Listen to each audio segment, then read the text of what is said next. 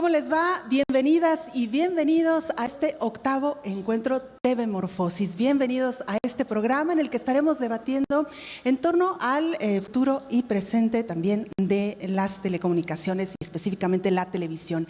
Le queremos agradecer a los canales que nos están transmitiendo a partir de este momento, a los de la Red de Radiodifusoras Culturales de México, a la TEI también, gracias por estarnos acompañando, a TV UNAM, al canal 31.2 de Los Ángeles, California, a Zoom Colombia, a quienes les enviamos también un caluroso abrazo, y a la Asociación de Televisoras de Brasil, por supuesto, a Canal 44. Le recordamos que esta es una coproducción del Sistema Público de Radiodifusión del Estado Mexicano, TV UNAM y Canal 44. Gracias a todo el equipo humano que hace posible esta transmisión. Y sin mayores preámbulos, vamos a conocer a quienes nos acompañan en este programa.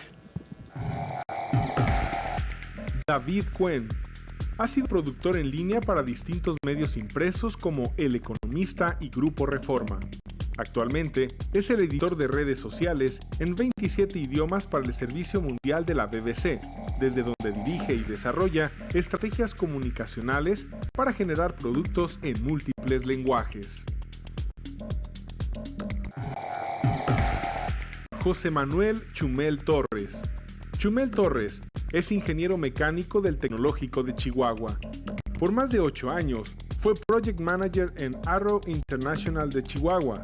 Es columnista de Grupo Expansión y actualmente es el conductor y escritor de El Pulso de la República, un programa de corte informativo que ha sido un fenómeno en las redes sociales en México, pues su canal cuenta con más de 45 millones de visualizaciones y cerca de 1 millón de suscriptores. Alejandro Pichitelli, licenciado en Filosofía en la Universidad de Buenos Aires, máster en Ciencias de Sistemas en la Universidad de Louisville, Estados Unidos, y máster en Ciencias Sociales por la Flaxo, Argentina. Se desempeña como profesor titular del Taller de Procesamiento de Datos, Telemática e Informática en la carrera de Ciencias de la Comunicación, UBA. También enseña en Flaxo y en la Universidad de San Andrés. Es coeditor del diario online Interlink Headline News. Entre 2003 y 2008 fue gerente general del portal educativo educ.ar. Pablo Francisco Arrieta, arquitecto por la Universidad de los Andes, Colombia. Ha estado envuelto en el diseño digital y desarrollo web desde 1995. Es profesional certificado de Adobe Systems Incorporated.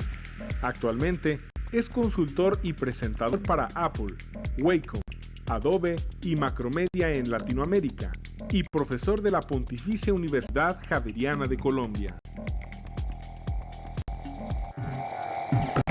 Belén Zapata, periodista multimedia y conductora de espacios informativos en radio y televisión.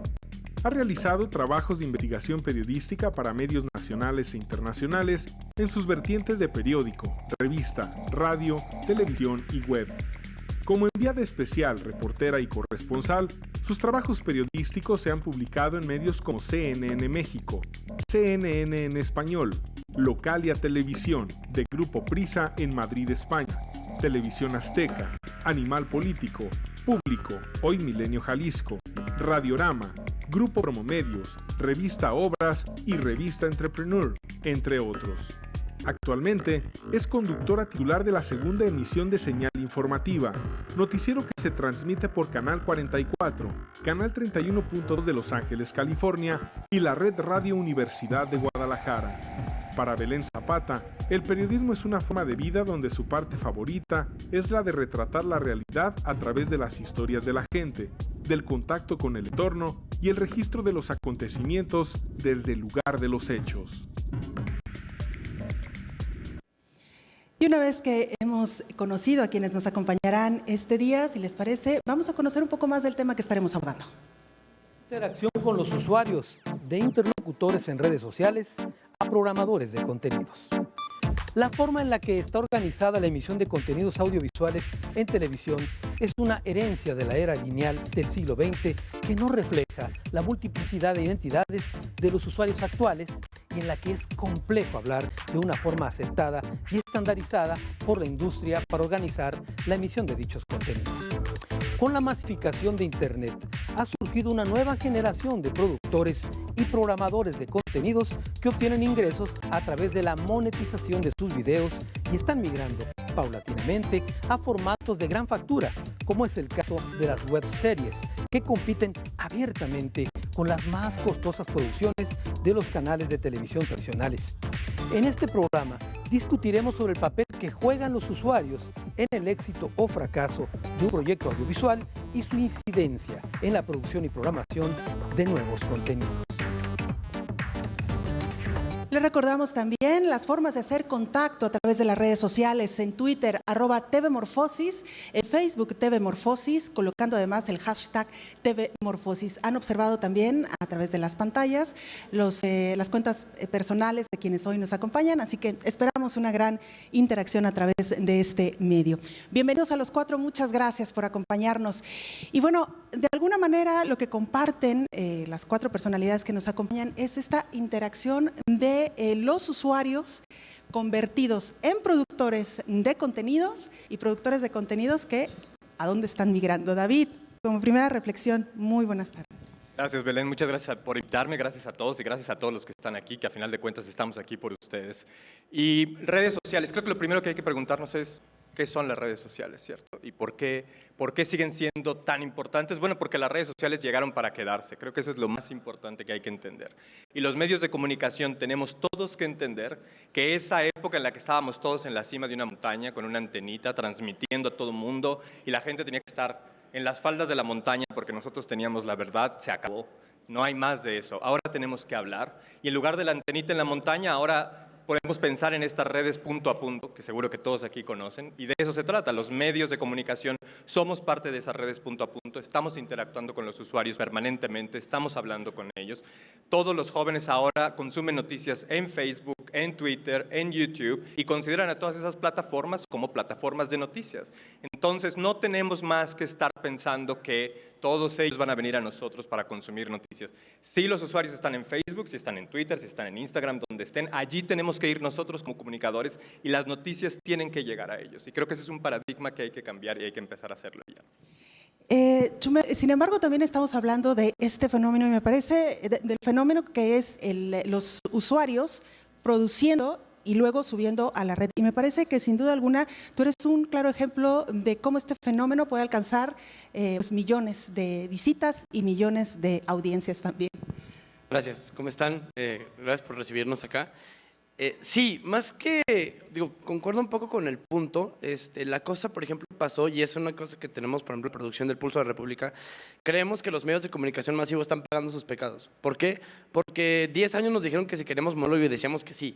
Y decían, había contenidos malos que apelaban a una audiencia poco inteligente, que no lo hacían pensar, que, no sé, tienes, por ejemplo, en la televisión, ahorita la competitividad que hay en la tele abierta, están las lavanderas, güey. O sea, entonces, es verdad, hay una película de la India María en el cine. Entonces, eso te habla de que la comunicación, como dices, lo que antes era como la punta de la pirámide y que te doy para que consumas y lo que yo te digo haces, se está destruyendo poco a poco. ¿Por qué?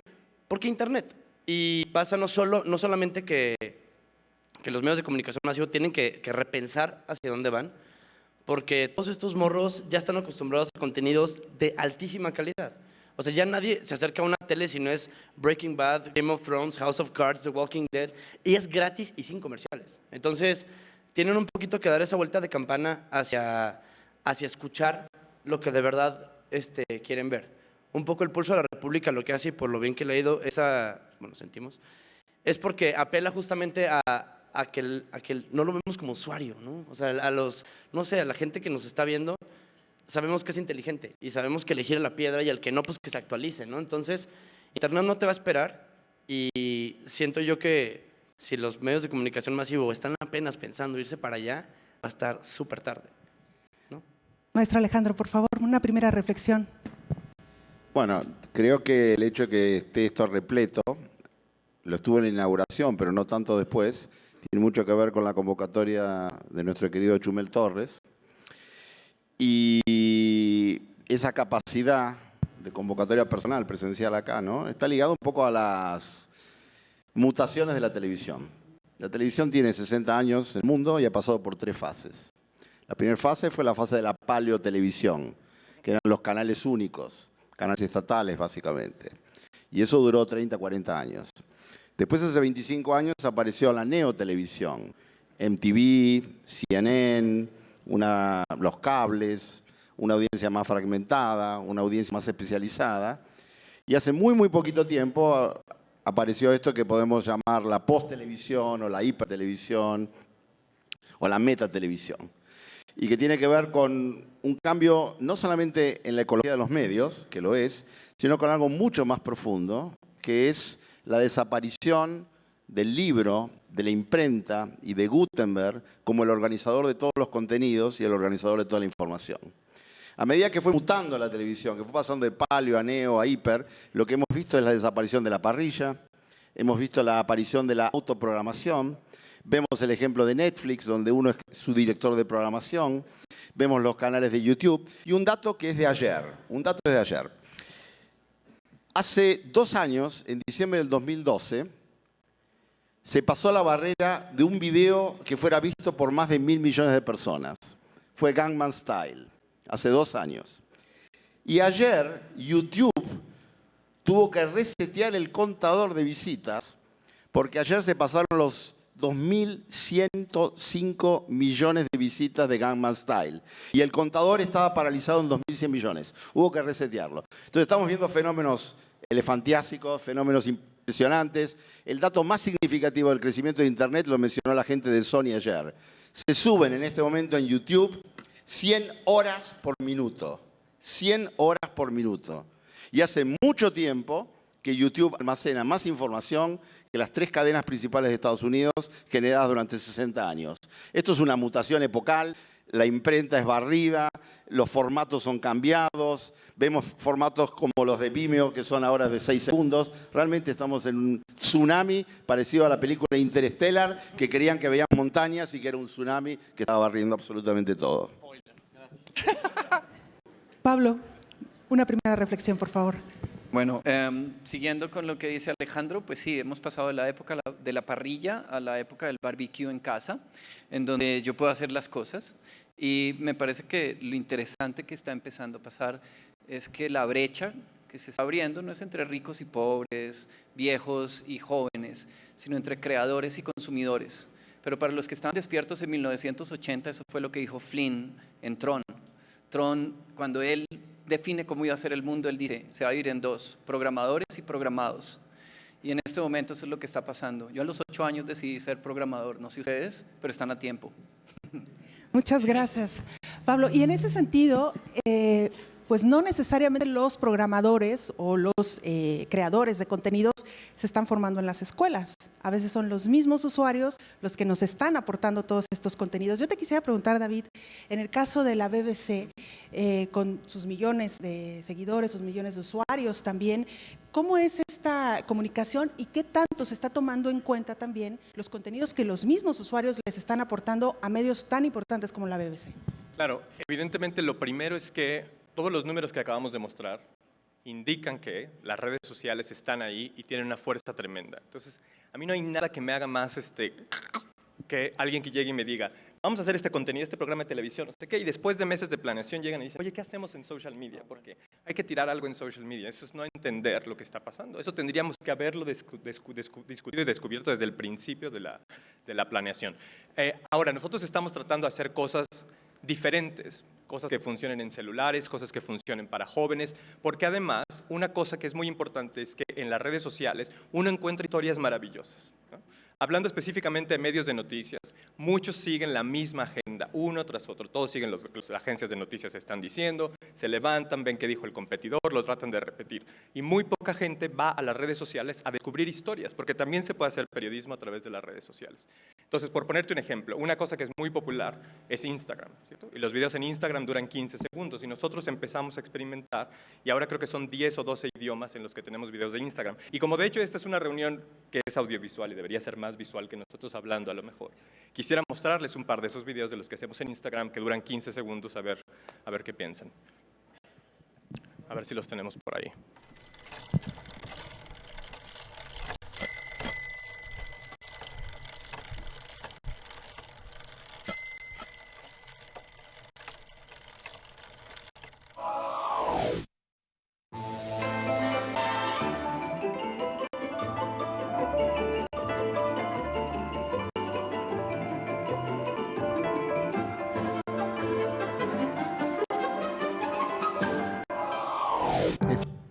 Entonces, una ciclopista iluminada en Holanda y un timeline que hicimos a través de BBC Brasil en 15 segundos. Y si tienes 15 segundos para consumir noticias, que te quedes con eso, extraordinario y estupendo.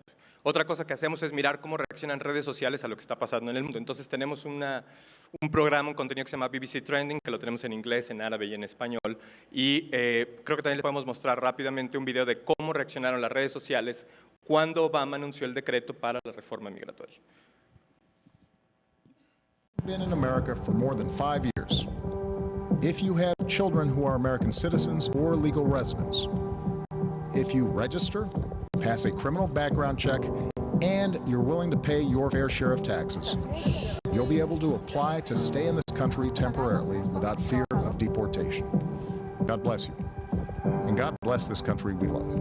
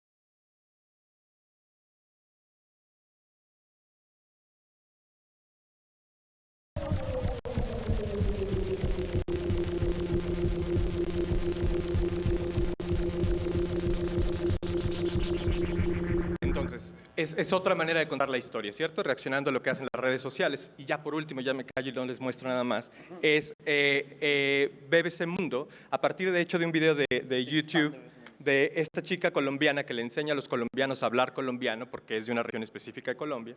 Entonces, claro, la idea es, todos en español en los distintos países de América Latina hablamos diferente y tenemos maneras distintas de decir la palabra. Y reaccionando a un video de YouTube, BBC Mundo, que es la BBC en español, crea su propio diccionario en español, que es lo último que les voy a mostrar.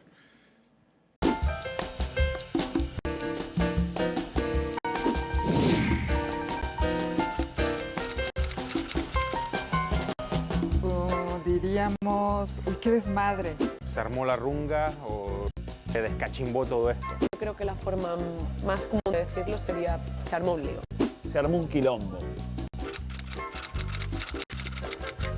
Qué linda sos, qué guapa estás. Utilizaríamos guapa, guapo, pero yo creo que si te quieres quedar a gusto dices que alguien está muy bueno. Espectacular. Voy a la gasolinera a poner gasolina al coche. Primero no vamos con el coche, vamos con el carro a la gasolinera a fulear. En Argentina, cuando hace falta, agarramos el auto, nos metemos en el auto y nos vamos a la estación de servicio a cargar nafta.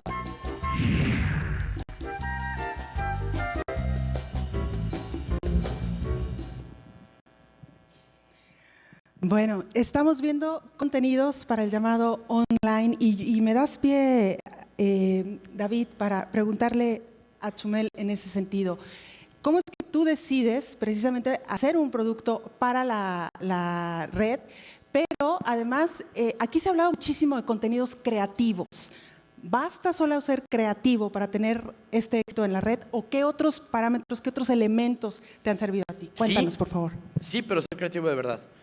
Por ejemplo, cuando Durden y yo creamos el Pulso de la República, obedecía a una necesidad que teníamos nosotros. Ese es el secreto de Internet. Hacer cosas que tú verías.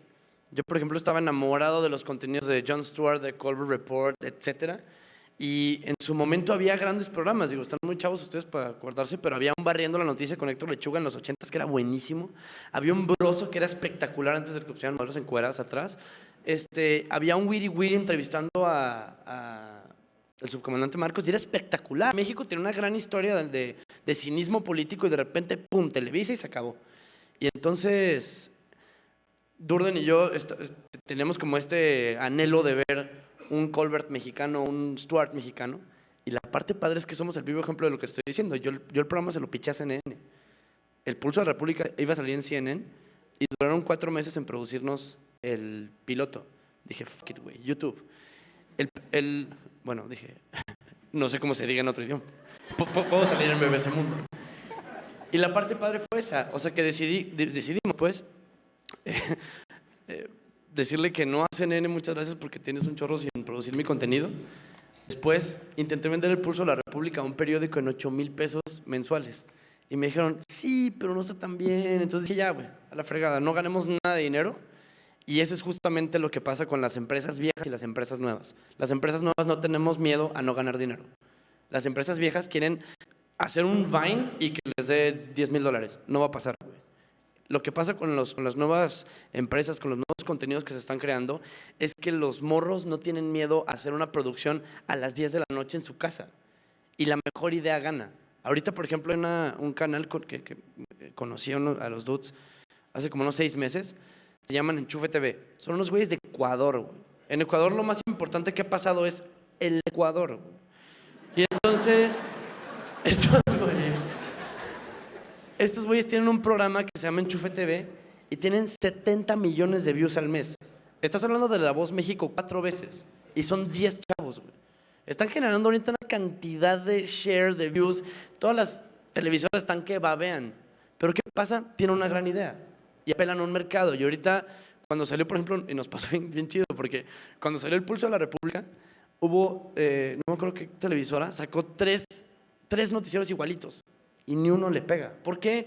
Porque es diferente. O sea, tiene mucho que ver, y lo paga, y con eso quiero redondear la idea, paga mucho en internet el craftsmanship, para los SH, la manera en la que está hecho. Y es eso, porque el Pulso de la República es cercano, nunca es coyuntural, nunca tenemos un análisis así súper rebuscado, es entendamos las noticias, lo que está pasando, justo como las estás pensando. Y era eso. Eso es Colbert, eso es Stewart, y eso es el pulsito de la Republiquita, ¿no? Gracias. Alejandro, Chumel nos ha dicho algo que quienes trabajamos en medios, o hemos trabajado en medios mucho más, digamos, tradicionales o formales, pesa a veces, ¿no? Él decía, pesa el producir en cuanto a tiempo, me refiero, quiero aclararlo, porque él decía, es que nos decían 4 meses para producir algo que hoy actualmente se está produciendo en minutos. ¿Cómo precisamente, y creo que se ha abordado mucho en estas mesas y se ha hablado, los medios llamados tradicionales están entendiendo estas nuevas realidades y están reaccionando con esta rapidez e inmediatez que otros productores de online lo están haciendo? Mira, yo creo que el dato acá muy importante y tiene que ver con lo que mostró el de la BBC, es que hay detrás de la tecnología, primero hay una baja de costos de la tecnología impresionante. Si vos querías hacer una película antes costaba $3 millones, ahora la puedes hacer con $3.000. Cuando las cosas valen 1000 veces menos, entonces mucha más gente puede jugar ese juego. Entonces la baja de costos me parece fundamental. Pero hay otro dato que me parece mucho más importante que ese, que es un cambio en la cultura global de la sociedad. La gente es mucho más inteligente hoy que hace 10, 20, 50 años. Muchísimo más inteligente. Y eso se nota porque las narrativas son mucho más condensadas hoy. Hace unos años Sony hizo un experimento. Agarró las series de los años 80. ¿Vieron cuando uno hace zapping? Que pasa por 60 canales y no le gusta nada y da vueltas y vueltas y pasa por una serie que estuvo 50 canales atrás y entiende perfectamente lo que estaba pasando. Las series de hace 20 años atrás tenían un enorme nivel de redundancia. Sony las comprimió de 25 minutos a 2 minutos y se entendían perfectamente bien. En cambio, cuando él dice, ¿dónde me entreno yo para aprender a contar historias? En Breaking Bad, me entreno en House, me entreno en Lost, me entreno en House of Cards. Esas series tienen una velocidad narrativa impresionante y tienen una complejidad inexistente antes. Y eso antes era específico de un nicho. Sin embargo, estas series la ven 10 millones de personas, 5 millones de personas. Entonces esto te está diciendo que la gente es mucho más inteligente ahora y que entiende muchas más cosas en mucho menos tiempo. Esa redundancia que había antes sobra. Es grasa, es nata, la gente no la quiere. Entonces, cuando está hablando acá de creatividad, se está hablando de nuevas narrativas, se está hablando de nuevos formatos, cuando vos tenés no 10 personas, grandes cineastas, no un animador, no 2 personas aisladas, sino miles y miles y miles de personas que están entrenando en estos nuevos formatos, en estas nuevas capacidades, y sobre todo en algo que no dimensionamos acá, pero que es la base de mucho de lo que está haciendo acá, que es la mémesis, o sea, la replicabilidad de lo que pasa en la red. Es decir, el remix, la parodia, la multiplicación, la resignificación, la refabricación, la remaquetación. Estamos viendo un momento muy, muy único. Yo creo que la única analogía con esta fue el Renacimiento. Estamos viendo un Renacimiento 2.0 y por eso aparecen todas estas cosas. Pablo, reducción en tiempos, reducción en costos. ¿Estamos reaccionando a esta celeridad? Bueno, a diferencia de acá el señor García y su grasa de las capitales, yo creo que lo chévere que está pasando ahorita, la tele, ¿te fijaste? lo chévere que está pasando ahorita es que hay ciertos formatos en donde eso puede ser más rápido. Por ejemplo, yo tengo un amigo en Colombia que tiene un canal y tiene una serie de proyectos audiovisuales en donde muestra la vida en el campo en Colombia. Se llama Campo Justo. Y si ustedes quieren conocer por qué es que la arepa, por qué es que los ciclistas colombianos realmente están haciendo cosas interesantes, véanlo. En 3 minutos cuenta historias. Eso quiere decir, él cuenta 2 historias muy bien contadas en menos tiempo del que se demoran los programas de Tevemorfosis en arrancar. Que eso es algo que nos enseña, ¿no? Uno tiene, pero, lo otro que es chévere es que hay personas que necesitan tiempo. Y así es como tenemos a los hermanos Green. Los hermanos Green son John Green y su hermano, que tienen un canal que es para nerds, para gente que lee. Y John Green, cuando empieza a hablar, él se puede demorar fácilmente 1 hora hablando sobre la importancia de la jirafa. Y por qué la reproducción de la jirafa tiene que... Este es el escritor de La falla en nuestras estrellas. Cuando salió la película, la gente se imaginaba que era una película de culto y que iba a ser muy chiquita, y nadie se había dado cuenta que Green tiene más seguidores que Chumel. El tipo ha llenado 2 veces el Carnegie Hall con su hermano, haciendo lo que se llama un stand-up comedy, más o menos. Era una charla de 2 escritores. Esto no se ha visto. Entonces, lo bonito que tienen los medios digitales es que está rompiendo con el mínimo común denominador de quién es el que ve qué. Algunos querrán ver Breaking Bad, pero hay otras personas que lo que quieren ver es a Laura Ingalls y demorarse el tiempo necesario para revivir las cosas con dulzura y con tranquilidad. Entonces, tenemos que entender eso. Y lo otro es que los tiempos, no todo se hace rápido. Una de las chicas que más admiro en los medios digitales es Tavi Gevinson. Tavi Gevinson empezó su blog de moda a los 11 años. En este momento tiene 3 revistas que se han convertido en libros impresos. Son muy interesantes, pero a eso le tomó a ella 10 años llegar a donde está, 9 años. Entonces, las buenas cosas, chicos, se hacen a fuego lento. Lo que se hace rápido termina quemándose. Y para eso, sitios donde se puede uno inspirar, el Gran Gatsby, la comida francesa y los asaditos argentinos, ¿o no? Tenemos mucha retroalimentación de parte de quienes nos van siguiendo. Vamos a tratar de darle salida a algunos de sus comentarios en Twitter. Les recordamos, por supuesto, nuestras cuentas oficiales institucionales, @tvmorfosis en Facebook. Nos pueden encontrar como tvmorfosis y el hashtag es tvmorfosis. Caro Escadita dice, como diría Giovanni Sartori, vivimos en una sociedad teledirigida. Vamos a ver si tenemos uno más. Janet nos dice, bueno, Chumel, te amo, eres el único que habla sin pelos en la lengua, es lo que nos dice Janet.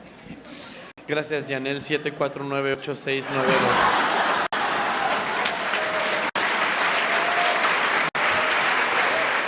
Será la 74692, pero es la número 1 para mí. Guri Gele nos dice, ser creativo es ir más allá de lo convencional, poder crear algo extraordinario. No, ser creativo es no querer trabajar y lograrlo. No, ojo, Por favor. Ser creativo es ser capaz de entregar el producto de la manera correcta a la gente correcta. Porque yo creo que Chumel hasta ahora no ha hecho un cómo se plantan papas. Y hay gente que lo que entra a buscar en internet es cómo se plantan papas, cómo se hace un cultivo. Y la creatividad está en lograr encontrar esa audiencia y entregarle las cosas de forma correcta. Normalmente eso implica mucho trabajo, pero un trabajo que se siente tan rico que al final no es trabajo. Esperen mi blog de cómo plantar papas. It's on.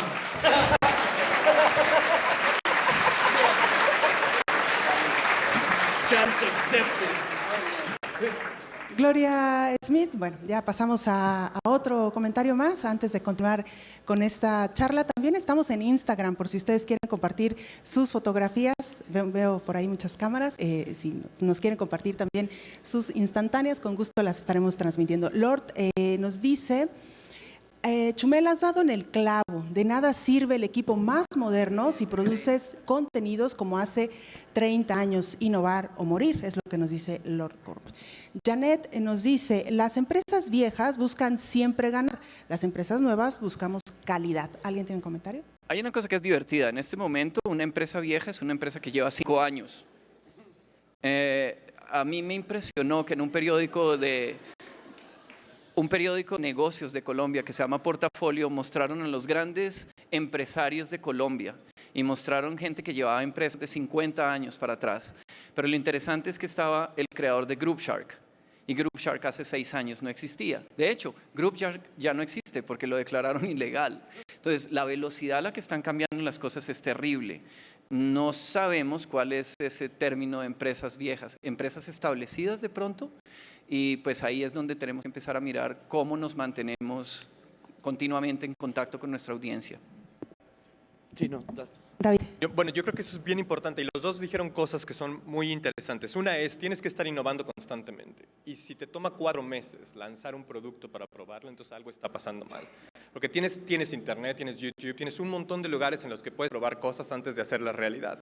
Y la verdad es que no hay necesidad de llevar a cabo tanto trabajo. Por ejemplo, en Inglaterra uno de los canales es BBC 3 o BBC 3. Y durante mucho tiempo fue un canal digital, es decir, solamente podías acceder a él por cable o por señal digital. Y la BBC comenzó a poner episodios de las series, que es un canal dedicado a jóvenes, en el iPlayer, en Internet primero, antes de ponerlos en televisión. Porque hay que perderle el miedo a Internet, porque querían ver cómo reaccionaba la audiencia y demás. Bueno, llegó el punto en el que el consumo de esos programas en el iPlayer es muchísimo más alto que el de televisión. Y entonces la decisión se tomó de desaparecer el canal de televisión y llevarlo a cabo solo en Internet. Y nadie lo ve como algo malo, nadie se queja, nadie llora, porque sabemos que ahí es donde la gente consume los contenidos y si ahí está la gente, ahí es donde tienen que darles los programas. Es así de fácil y sencillo. Y es que muchas veces, por ejemplo, y por empresas viejas me refiero no que tengan muchos años, sino como que no escuchan los signos de los tiempos, ¿no? Pasa, por ejemplo, estuvimos hace poco en el foro AMAI y lo que les decía a estas personas que son como analistas de información, los que dicen qué hacer, les venden cosas a los grandes, digamos, que no funcionan en este planetita que es el Internet. Les venden Big Data. El Big Data ya no funciona. O sea, por ejemplo, si nosotros hubiéramos pichado El Pulso de la República, Televisa hubiera dicho, güey, quiero hacer un programa para vatos de 19 a 30 años de comedia con política, no se va a armar. Y de repente sucede. Uno de los ejemplos más bonitos que me gusta citar a mí es el caso de Yuya. No sé si ubican a Yuya. No sé si 7 millones de personas a la semana ubiquen a Yuya. Entonces, pasa una cosa muy extraña, porque es, para quien haya vivido bajo una piedra, Yuya es una chica que hace como make-up tutorials. Y si tú, por ejemplo, vas y vendes ese contenido a los Big Data, te dicen, oye, güey, pues este es un mercado para chavitas de 14 a 20, madres, ¿no? Y pasa, por ejemplo, el caso específico de Yuya que obedece, o sea, apela al charm. Yo la veo. Soy un señor de 32 años heterosexual y veo a Yuya. Entonces, ¿por qué? Porque no sé, porque se me hace entretenida, me parece adorable, yo soy una guapurita. Entonces, pasa que... Pues,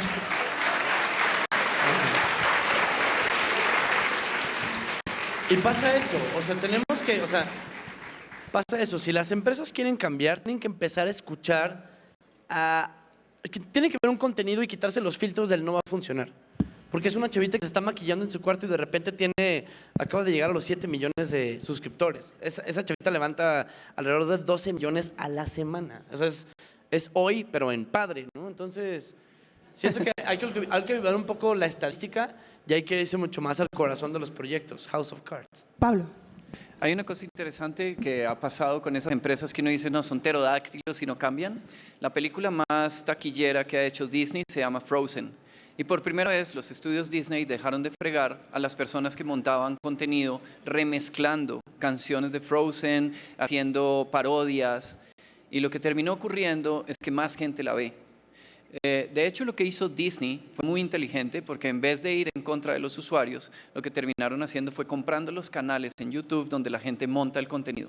Eso quiere decir que ahora, cada vez que una chica o un padre o un niño hace algo que ayuda a Frozen, porque a la larga es publicidad, el dinerito de los comerciales entra a Disney. Eso es una cosa interesante, que es escuchar el cambio y no ir en contra de las personas que están ayudando a promover el mensaje. Y con lo de Yuya ya entendí por qué tú hablas sin pelos en la boca. Es que a los demás nos gusta llevar barba. Y pues Alejandro. Así que vas a tener que hacer un programa sobre por qué conviene llevar barba y por qué hay que hacer crecer papas. Bueno, vamos a aprender a hacer papas. No, lo que dice Pablo es interesante y complejiza la cuestión. Porque primero que estoy de acuerdo con él, que hay cosas que llevan poco tiempo y salen bien y algunas salen mal, y hay cosas que llevan mucho tiempo, muchas son aburridas, pero otras son excepcionales. Entonces hay múltiples temporalidades. Pero lo interesante de la larga cola, de esta posibilidad de no ver 2 o 3 canales, sino ver... Antes uno hablaba de 500 canales que nunca se hizo en televisión y parecía una cosa increíble y maravillosa. Pero en Internet hablamos de millones de canales. De hecho, la astucia de la razón capitalista, en este caso Disney, no solamente fue haber permitido que la gente reelaborara sobre Frozen, como Lucas, que estaba furioso cuando le interfería con Star Wars, y hubo gente que le hizo en cuts de 10 segundos completa la Star Wars 1 y la tenés en Internet. Y es una cosa absolutamente increíble. Sino que ahora las grandes compañías se están comprando las compañías que tienen canales de YouTube. Hay un montón de compañías que tienen 70.000 canales de YouTube, 100.000 canales de YouTube. Y ahora, si uno mira, de los 30 que tienen más, muchas son estas grandes compañías tipo Disney. Con lo cual está mostrando que algunos de los viejos son más astutos que los jóvenes y también está mostrando que algunos de los jóvenes van a llegar a viejos. Alejandro, yo quisiera aprovechar que tiene usted el micrófono para preguntarle, y dejaría la pregunta también para el resto de nuestros invitados, si los medios como la televisión pública, la televisión privada, están generando productos para la multiplataforma, están leyendo el lenguaje adecuado y están haciendo estos contenidos desde la televisión para otras audiencias y para otras formas de comunicarse. Lo decían aquí, ya uno no espera el noticiero de las 8 o 9 de la noche para verlo, porque ya en el día se enteró de muchísimas otras cuestiones, o quizá prefiera ir a YouTube a ver El Pulso de la República. Esto es una cosa compleja y depende de cada canal y depende de cada director, etcétera. Pero acá lo que hay que ver, y que me parece que es fundamental, es el tema del cambio generacional. O sea, ¿en qué sentido? Las empresas las manejan gente que tiene 60 años, las grandes empresas. Las empresas gigantescas, las que facturan miles de millones de dólares, las manejan gente que tiene 60 años, 50, 60 años. No es gente milenial, no es gente que nació con YouTube, porque esto tiene 10 años nada más, no es gente que nació en Facebook. Ahora, lo que estamos viendo es una mutación en la conducción de esas empresas, y esto aplica también a las empresas de medios. Cuando las empresas que tienen otra ventaja las empresas de medios, que toda la gente que empieza de abajo, que tiene 20 años, 25, está totalmente metida en esto y puja muchísimo y fuerza muchísimo a que la fundación, la programación se vaya modificando. Entonces, este hecho de que ahora tengas cada vez más gente de 20, 30 años tomando decisiones, y lo va a haber mucho más dentro de 10 años, va a significar un cambio brutal. No porque había un gran filósofo de la ciencia que decía que el paradigma cambia cuando se muere todo lo que sostenía el paradigma anterior. No estamos hablando de una cosa tan brutal, pero sí estamos hablando de que gente que aprende, se forma, el platform thinking, que tiene que ver con estas grandes cuatro plataformas, va a tomar decisiones y va a entender y va a escuchar mucho mejor que los antiguos, como nosotros. Pablo, ¿querías comentar algo?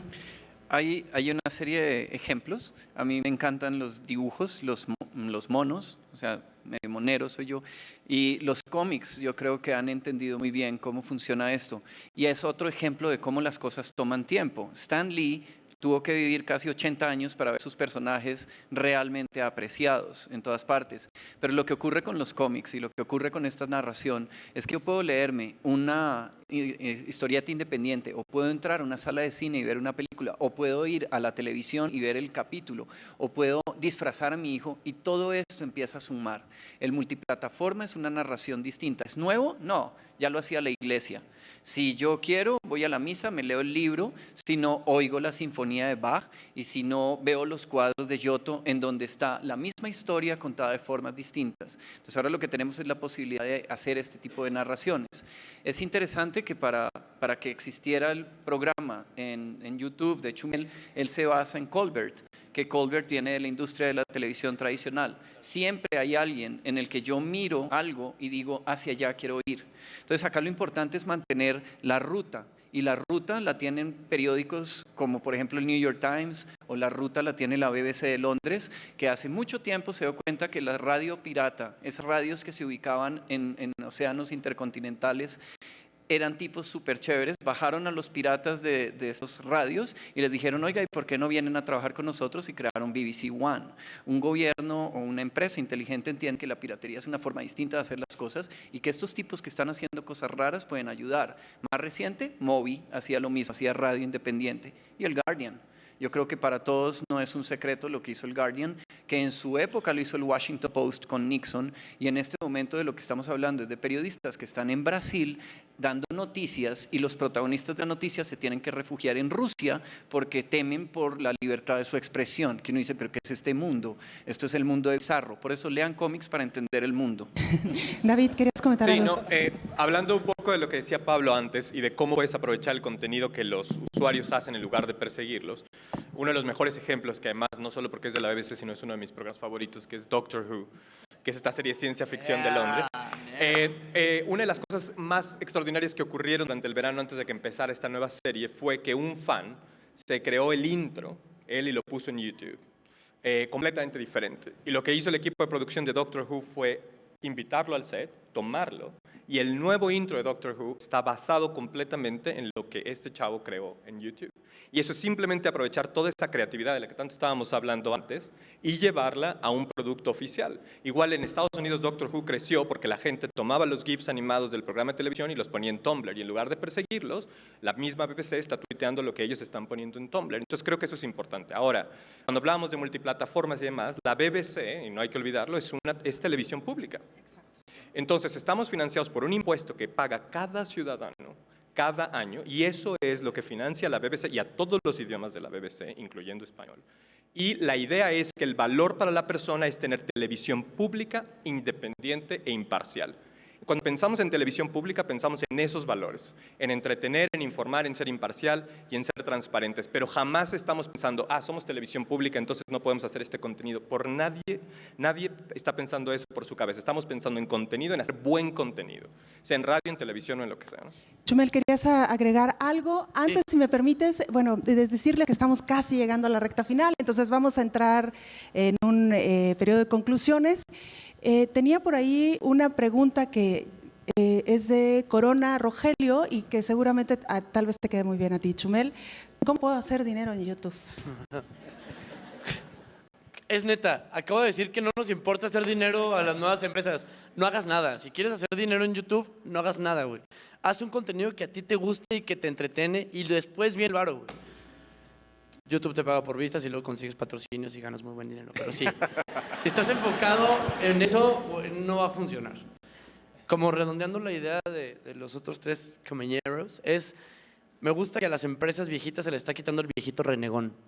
Eso lo vivimos la generación de los 90s cuando salió Napster y vimos a nuestros Metallica como viejitos así, no se roben mis contenidos. Es como, dude, ya viene otra cosa. O sea, Disney diciendo, no compartan mi video. O sea, es como una señora chillona. Entonces, ahora cambia eso. Ahora invitas a la gente a que modifique el contexto de tu producto.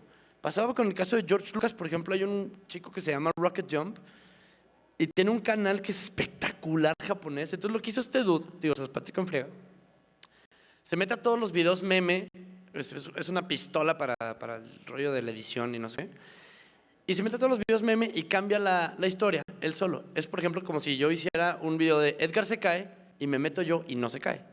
Entonces hizo un viralazo tremendo en Japón, así. De repente lo ve George Lucas y dice, oye, güey, ¿por qué este vato no está jalando con nosotros? Es un ortodoncista, güey. Entonces, yo creo que ya el nicho está cambiando. O sea, ya puedes encontrar creadores espectaculares donde sea. Y más les vale, insisto, como hemos dicho bien, a las empresas, a los que están arriba, escuchar a los de abajo, porque somos un chorro. Y es como decimos en el Pulso de la República, los buenos somos más. Y si no quieren que compartamos sus canciones Metallica, va a pasar que van a llegar los Arctic Monkeys y nos van a dar las canciones gratis en MySpace, güey. Pablo, entrando también un poco a las conclusiones, por favor. Hay una cosa súper bonita. Cuando ustedes son sinceros y realmente dicen lo que quieren decir, ocurre algo muy raro, que es que atraen lo que ustedes deberían atraer. Es decir, si yo pretendo ser Alejandro, no va a lograr conseguir la audiencia de Alejandro. Yo me vería como un perfecto idiota porque no es lo que yo hago. Si yo hago lo que yo sé hacer, con el tiempo van a ir llegando esas personas, esas propuestas, esas cosas que yo estoy buscando. Pero digamos que el objetivo es encontrar mi voz, y el objetivo real acá, y lo que nos está brindando la oportunidad, la tecnología, es darnos cuenta que mi audiencia de pronto no vive en esta ciudad, en este país o de pronto en este continente. De las cosas más bonitas que ha ocurrido es que algunas bandas se han dado cuenta que ni siquiera su audiencia vivía en esta década. Lo que ha hecho Internet es revivir una cantidad de personas que hace tiempos dejaron de sonar porque a la industria disquera le pareció ya no más. Y Amanda Palmer lo demostró pidiéndole, después de que la disquera la votó porque solamente había vendido 25,000 copias de su disco, sale a un Kickstarter, pidió dinero y 25,000 personas le entregaron $1,5 millones para hacer su próximo disco. Entonces, cuando uno se da cuenta, están cambiando las magnitudes y el público es global. Entonces, lo chévere que esto tiene es que tenemos que darnos cuenta que debo ser completamente honesto, porque la gente se va a dar cuenta cuáles son mis objetivos, y sobre todo ser muy responsable con lo que estoy entregándole a la gente, porque de alguna forma me va a devolver. Para continuar con las conclusiones, quisiera agregar, sumar a este programa la pregunta que nos hace Doc Islas. Nos dice, ¿realmente podemos decir que un buen contenido es aquel que tiene el mayor número de visitas o de usuarios? A ver, no, mira, hubo un buen contenido que tuvo 12 seguidores inicialmente y eso ha seguido por los siglos. Un buen contenido es el que te gusta. O sea, Internet ya es cada quien. O sea, Gangnam Style me parece asqueroso y tiene un chorro de vistas. Whatever Tomorrow no me encanta, pero tiene un montón de vistas. El Pulso de la República puede no gustarle a la gente que no va a la escuela. Y... no, o sea, eso...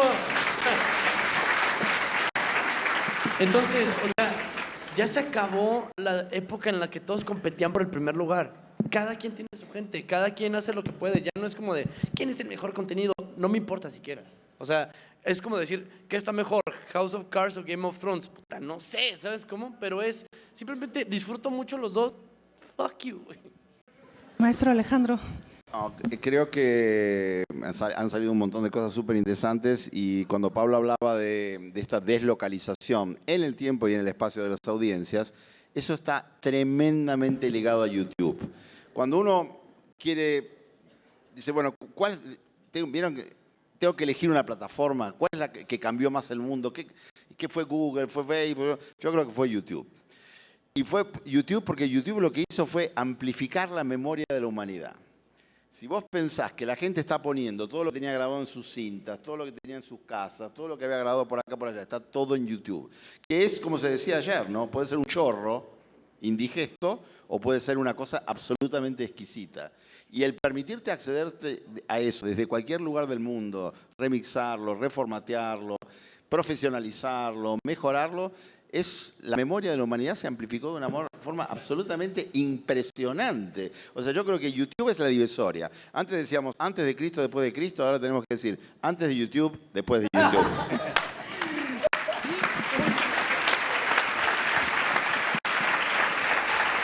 Tenemos más comentarios, vamos a tratar de darle salida. Yaneli nos dice... televisión pública, transparente, imparcial y ser multiplataforma arriba la mémesis, nos dice Yaneli. Tenemos uno más, LCTC Chepe. El contenido depende del mercado dirigido a hacer un cambio. Sería la mejor opción para una renovación actual. Pepe Toro nos dice, el usuario ahora es más exigente y busca medios alternativos, por ejemplo, en redes. Y bueno, pues sí, parte de lo que nos han dejado las redes también, la creatividad en los nombres que se usan. Orlando Ulises. No, ayer hubo una cosa y esto toca rescatarlo. Ayer fue un momento surreal porque en estos programas tuvimos a Maléfica haciendo una pregunta. Exacto. Y tú mantuviste la seriedad, que eso me encanta.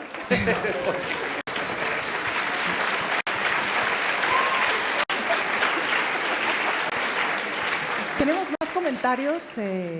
Producción, si nos pudieran colocar algunos más para darle salida. Ahí tenemos otro más. Orlando Ulises nos dice, el comunicólogo actualmente tiene que ser más idealista para gustarle al público online y sobresalir. No Pero sé. hay una cosa que es bastante interesante. Chicos, ser comunicador no le da un título. Acá tienen enfrente a un señor que es ingeniero. ¿Qué es lo que eres tú? Ingeniero. El otro habló de un dentista y yo soy arquitecto. Alejandro es la Biblia. Y el otro señor...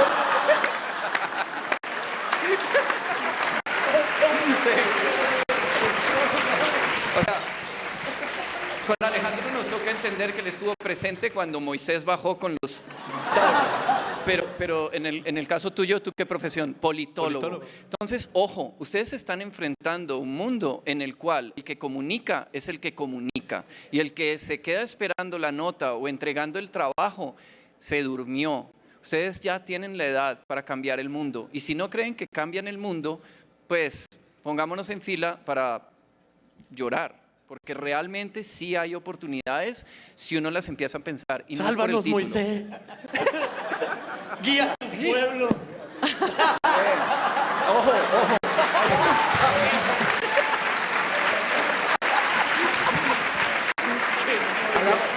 Bueno, ya salen dos.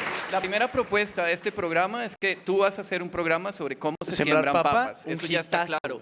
Y ahora, chicos, tienen que viralizar la abertura de las aguas que acaba de hacer. Esto está para viralizar. El nuevo Éxodo.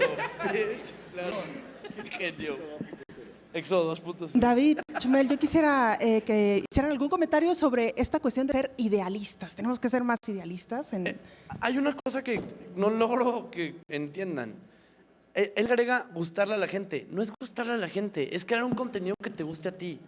El Pulso de la República nos gusta a mí y al Durden, fuck the rest. El Game of Thrones le gustaba al escritor. Alan Moore escribe sus cómics para que le gusten a él. Colbert genera sus propias notas. El chiste es que tú eres el mejor juez. Si quieres agradar a la gente, no hay manera, ¿no? A menos de que me dices, por supuesto. Pero no. La cosa, o sea, digo, nomás como para ser rápido es, crea el contenido que tú esperarías. Y ni siquiera el contenido, crea el blog, la revista, el análisis. O sea, ya estás en la posibilidad, como decías muy bien, de crear tus propias cosas. Entonces, si eso no te funciona, que te guste a ti y para, uno, ganar dinero y para agradarle a la gente, amigo, eres Televisa y no se va a armar. David. No, yo creo que tienes que... Yo creo que lo que dice Chumel es muy importante. Tienes que hacer cosas que te gusten. Si no haces cosas que te gusten, entonces mejor no hagas nada. Las redes sociales, internet, todo esto lo que nos están mostrando es que no son otra cosa más que lugares donde la gente comparte historias que les importan, ¿cierto? Contenido que les importa. Sea el bebé de tu amiguito, sea la reflexión filosófica más grande del mundo, lo que a ti te importa es lo que vale la pena. Haz lo que a ti te guste y lo que ustedes tienen que hacer es pensar lo que a ustedes les gusta hacer y llevarlo a cabo. 10 cosas no van a funcionar, una va a funcionar. Y hay una historia de esas bonitas.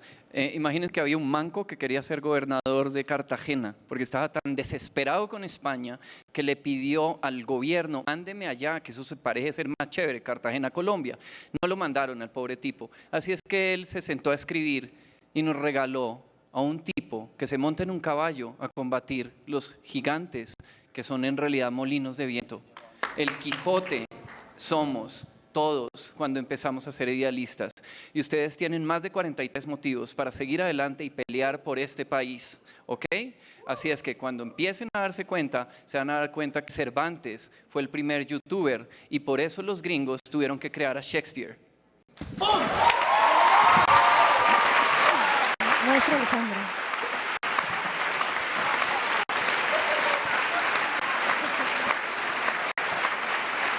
Pablo no va a salir en la BBC en inglés, solo en la BBC castellano.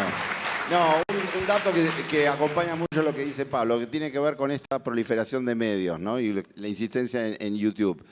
Mao Zedong, en un importante escrito de la década de los 60, decía que florezcan 1000 flores.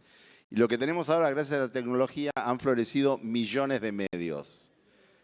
El Mao digital diría que florezcan millones de medios. Y los medios están en cada celular, están en cada cuenta en YouTube, están en cada Tumblr, están en cada blog. Y entonces tenemos esta posibilidad, lo que está diciendo Pablo, la posibilidad de ser honesto, la posibilidad de ser perseverante, la posibilidad de comunicar permanentemente. Ha bajado tanto el acceso a la tecnología que todos lo tenemos. Antes, piensen, un país como la Argentina, tiene 40 millones de habitantes. ¿Saben cuántos libros se publican por año en Argentina? 24.000 títulos. 24.000 títulos para 40 millones de habitantes.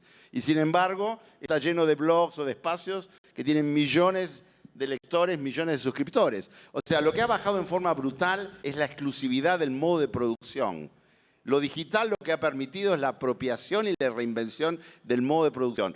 Todos hoy somos productores en potencias, y a lo que insiste Pablo, y lo que insiste Chumel, y lo que insiste David, es ejerzamos la potencialidad de producir, porque ya no hay costo en el acceso. Simplemente es ser honestos, saber contar historias, y para eso hay que entrenarse, no es espontáneo tampoco. Por eso las universidades siguen existiendo, por eso las escuelas siguen existiendo, y por eso los mentores y Moisés sigue existiendo. Muchas gracias a los cuatro, muchas gracias por habernos acompañado. Gracias a usted, y le recordamos que TV Morfosis ha abierto un espacio especial en punto de las 2:30 de la tarde para abordar el caso Ayotzinapa. El periodista Rubén Martín estará en este mismo espacio hablando sobre el tema con algunos invitados. Los invitamos a ustedes para que nos acompañen. Gracias y muy buenas tardes.